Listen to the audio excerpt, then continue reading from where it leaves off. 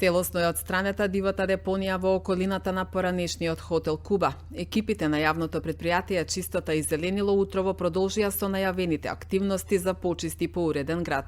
Следните акции за расчистување на мини диви депонии ќе бидат реализирани во Билјановце, во местноста Стари Лозја, кај воените магацини и на останати локации зависно од временските услови, соопшти директорот на комуналното предпријатие Сашо Томиќ. Надлежните апелираат до граѓаните за совесно однесување и заедничко зачувување на јавните површини, а особено во текот на грејната сезона да се воздржуваат од одлагање на пепел и жар во контейнери. Во изминатите години честопати се случуваше од невнимание на граѓаните да бидат опожарени и полуподземните контейнери. Денеска екипи на јавно предпријатие Чистота зеленило се наоѓаат на овој потек кај поранешен хотел Куба. Во континуитет екипите продолжуваат со расчистување и чистење на мини депонии, секаде кај се лоцирани на општина на град Куманово. Екипите работат интензивно, доколку дозволат временските услови, истите ќе продолжат и овие акции ќе продолжат и во наредните денови. Воедно сакам во оваа прилика да се заблагодарам на директорот на Куманово газ Марко Митровски, кој несебично во секоја прилика ни помага со негова опрема, со негови возили, како би овие акции биле успешни. Значи, имам апел до граѓаните во овој период на грејната сезона да се воздржат од фрлање на пепел, на жар во нашите контейнери. Во минатото се случувало многу да ни се опожарат контейнерите, да имаме голема штета. Не сме во состојба сега во овој период да ги заменуваме, така би упатил апел граѓаните да се воздржат од фрлање на истото. Ги проверуваме и повторно се соочуваме со тој проблем. Значи повторно исти локации, исто фрлање на ѓубре и сме немочни да направиме нешто во тој поглед.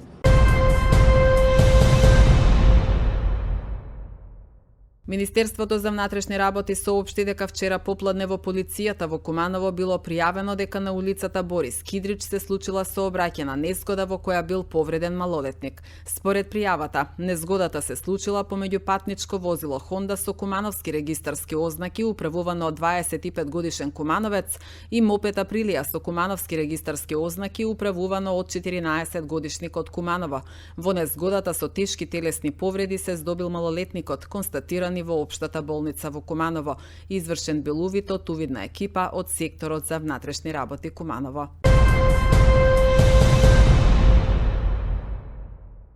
Во секторот за внатрешни работи Куманово вчера попладне било пријавено дека на улицата Моша Пијаде настанал пожар во стан сопственост на 58 годишен кумановец. Како што соопштија надлежните, пожарот бил изгаснат од територијалната противпожарна единица, а повредени лица нема. Увид извршила екипа од секторот за внатрешни работи.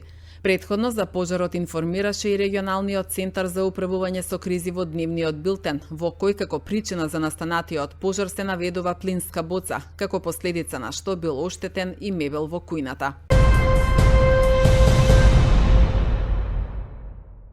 Градоначалникот Максим Димитриевски оствари средба со ученици од 2 и 3 година од гимназијата Гоце Делчев, кои што презентираа идеи од областа на социјални иновации со кои се представија на регионалниот апшифт надпревар во Сараево.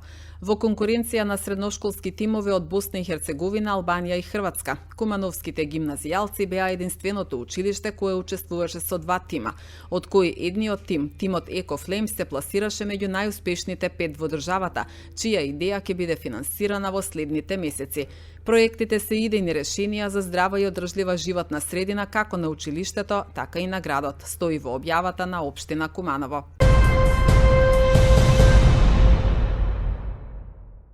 Секторот за внатрешни работи Куманово соопшти дека вчера полициски службеници лишиле од слобода 58 годишен жител на селото Тромеѓа. Според СВР Куманово, постапувајќи по претходна пријава, полициските службеници извршиле преглед на неговото возило Citroen Berlingo на улицата Бранко Богдански Гуцман, со кое продавал овошје и зеленчук, при што пронашле и одзеле околу 1100 разновидни пиротехнички средства.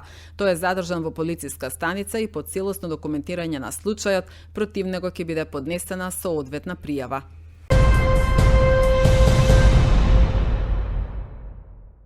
Документарниот филм Три манастирски цркви во Кумановско од преродбенскиот период од Валентина Андрејќ, виш кустос, историчар на уметноста во Националната установа Музеј Куманово, беше промовиран вчера вечер во Занаечискиот дом.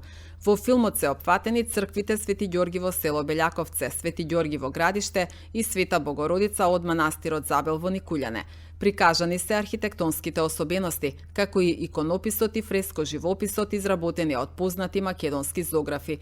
Документарниот филм на Андрејќ неодамна ја доби наградата Златна плакета Камера 300 на 33-тото издание на меѓународниот фестивал на аматерски документарен филм во Битола.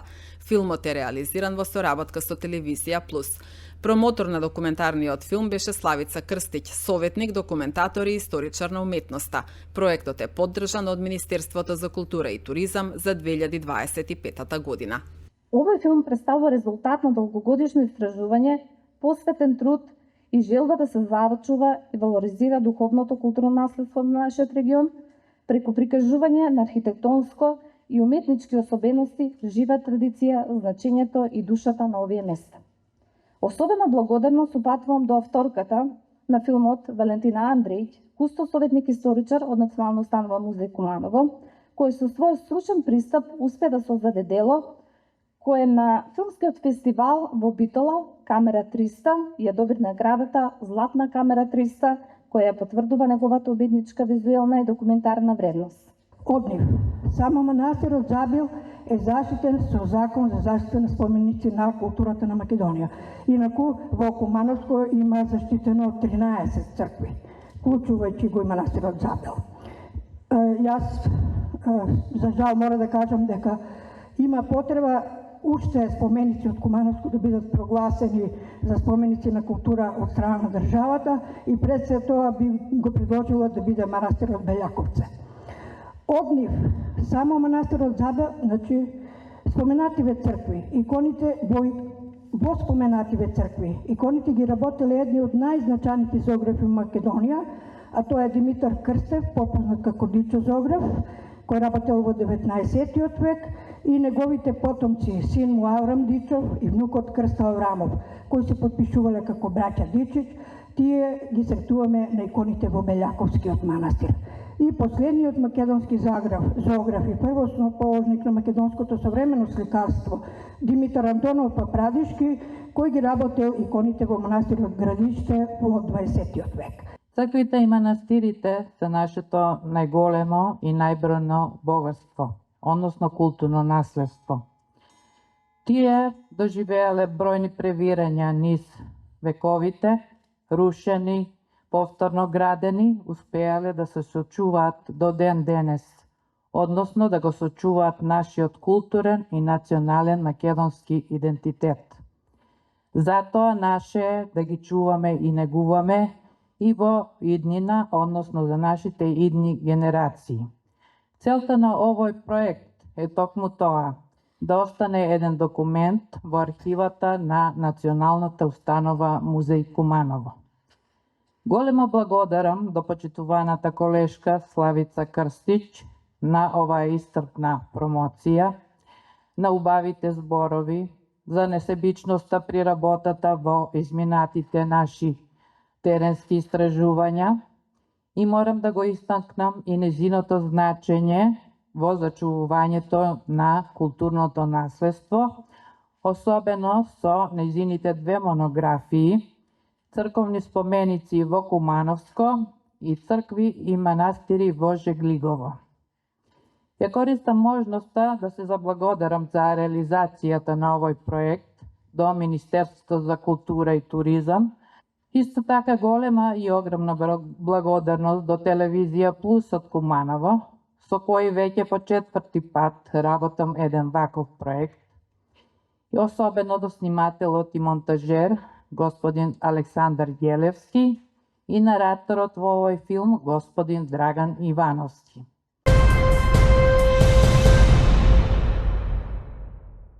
На покана на Републичкиот совет за безбедност на сообраќај на патиштата, поддржана од Министерството за транспорт и за внатрешни работи и ЗЕЛС, денеска секретарот на општина Куманово Емилија Сларидис Јаневска присуствуваше на националната конференција Безбедност на сообраќајот во локална самоуправа, информира општина Куманово.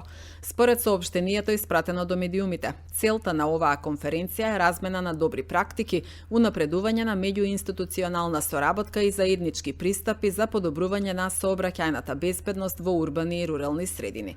Пред присутните се обрати Александар Николовски, заменик председател на владата и министер за транспорт, Панча Тошковски, министер за внатрешни работи, Орце Ѓоргиевски, председател на ЗЕЛС и градоначалник на Скопје, и Горан Ангеловски, председател на Републичкиот совет за безбедност на сообраќај на патиштата.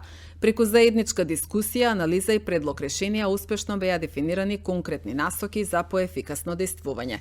Во име на општина Куманово, секретарот Сларидис Јаневска потпиша декларација за безбедност во сообраќајот на патиштата на локално ниво, се вели во објавата на општина Куманово.